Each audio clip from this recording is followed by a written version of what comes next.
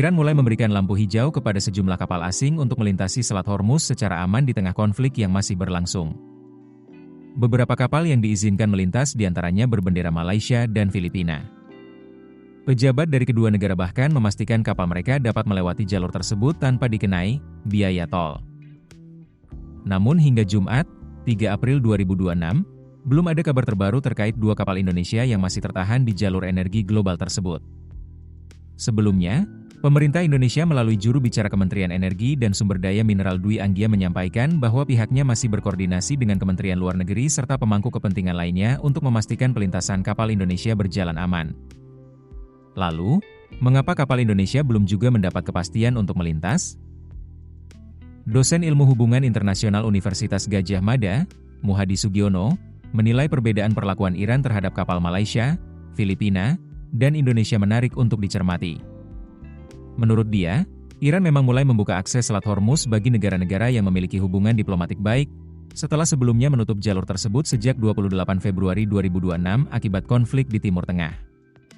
Ia menjelaskan, yang dimaksud negara musuh adalah Amerika Serikat, Israel, serta negara-negara yang terlibat dalam serangan terhadap Iran. Meski demikian, Muhadi menegaskan Indonesia tidak termasuk dalam kategori tersebut. Muhadi menduga, penahanan kapal Indonesia kemungkinan besar terkait dengan protokol keamanan yang diterapkan di wilayah konflik. Ia menambahkan, pemerintah Indonesia perlu meningkatkan diplomasi aktif, seperti yang dilakukan Malaysia dan Filipina. Di tengah situasi tersebut, Duta Besar Iran untuk Indonesia, Mohammad Boroujerdi, justru melakukan serangkaian pertemuan dengan tokoh nasional. Ia tercatat mengunjungi Wakil Presiden ke-10 dan ke-12 RI Yusuf Kala, Presiden ke-5 RI Megawati Soekarno Putri, serta Presiden ke-7 RI Joko Widodo. Dalam pertemuan itu, Boroujerdi menyampaikan kondisi Iran terkini serta menyoroti dugaan kejahatan perang yang dilakukan Israel dan AS. Kepala Program Magister Universitas Islam Internasional Indonesia, Zezen Zainal Mutakin, menilai langkah tersebut sebagai strategi Iran untuk membaca sikap Indonesia. Menurut dia, Iran ingin memastikan apakah Indonesia condong ke AS dan Israel, terutama setelah bergabung dalam Board of Peace.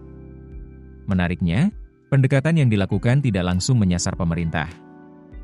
Ia menilai tokoh seperti Megawati dan Jokowi masih memiliki pengaruh kuat dalam dinamika politik nasional dan kedekatan dengan Presiden Prabowo Subianto. Dengan situasi yang masih dinamis, kepastian nasib kapal Indonesia di Selat Hormuz kini sangat bergantung pada intensitas diplomasi dan perkembangan keamanan di kawasan tersebut. Keputusan bisnis terbaik datang dari data, bukan tebakan. Mudah berlangganan Business Insight dengan subscribe with Google.